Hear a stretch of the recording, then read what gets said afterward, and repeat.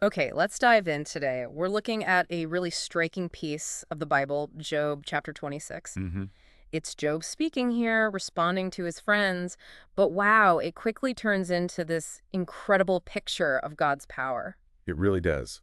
But first, he kind of sets the stage with, well, it feels like a pretty sharp critique of the advice he's been getting. Yeah, there's a definite edge there, isn't there? Like, how have you helped the powerless? Or how have you saved the arm that has no strength? Exactly. A strong sense of irony. He's almost saying, is this really the wisdom you've got? Mm. Before he pivots. He even asks, whose spirit is speaking through them. It's like he's contrasting their limited view with what he's about to describe. That's a great way to put it. And then, bam, the perspective just explodes outwards. It does. He immediately talks about realms beyond our usual sight, the dead trembling, those beneath the waters. Yeah, and that line, death is naked before God, destruction lies uncovered.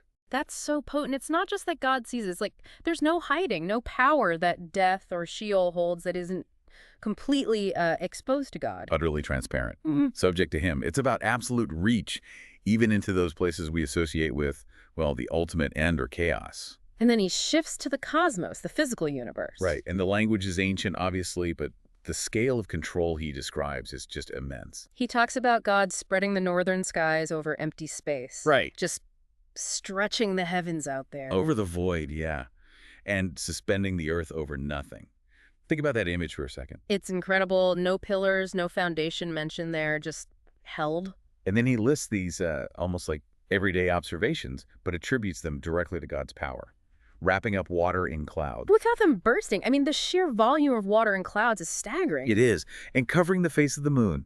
Setting the boundary for the sea, that line between light and darkness on the horizon. It's like he's ticking off fundamental forces and structures of the world and saying, this is God's doing. Precisely. And it's not just passive creation, it's active control. He even mentions the pillars of heaven trembling at God's rebuke. And power over chaotic forces too, right? Churning up the sea. Yes, and cutting Rahab to pieces, piercing the gliding serpent. Those terms, Rahab and the serpent, often pop up in ancient texts, representing like primordial chaos or monstrous opposition. Exactly. So Job isn't just saying God made things. He's saying God actively tames and controls the forces that seem wild and untamable, even mythical adversaries. So he lays out this huge cosmic picture, this control over seen and unseen, over order and chaos, and then he delivers the gut punch. He does. After all that, he says, and these are but the outer fringe of his works. The fringe, just the edges. How faint the whisper we hear of him. All these incredible universe-spanning acts,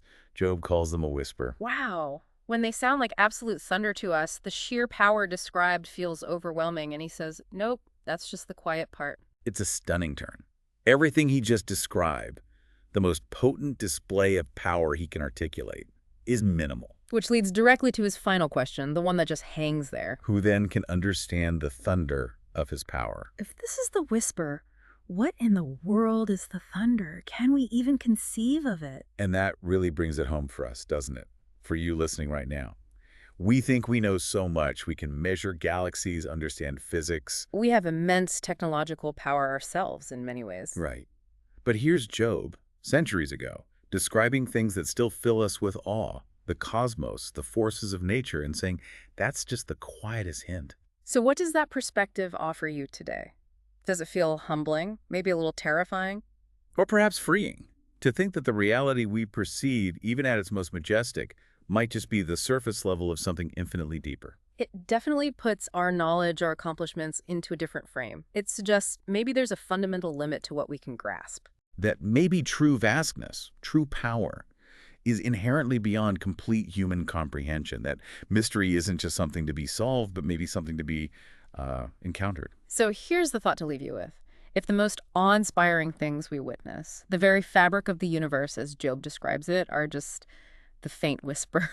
How do you live with that? How do you navigate a world knowing that the full reality of that power remains incomprehensible? What does hearing only the whisper mean for you?